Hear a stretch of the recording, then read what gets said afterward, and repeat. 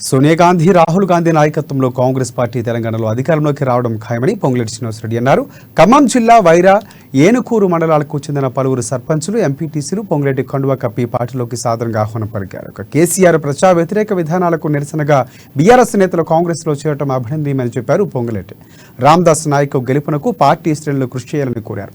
ఎన్నికల్లో ఓటు ద్వారానే కేసీఆర్కు తగిన బుద్ధి చెప్పాలని పొంగులేటి పిలుపునిచ్చారు.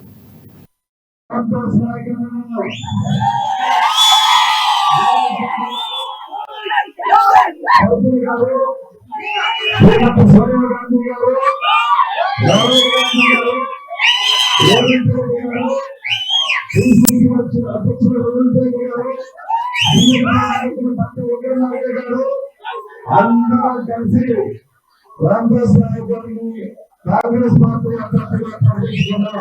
తన సొంతింటికి అంటే సుప్రీంకోర్టు గారి పుట్టిన మంత్రులు కూడా కాంగ్రెస్ పార్టీని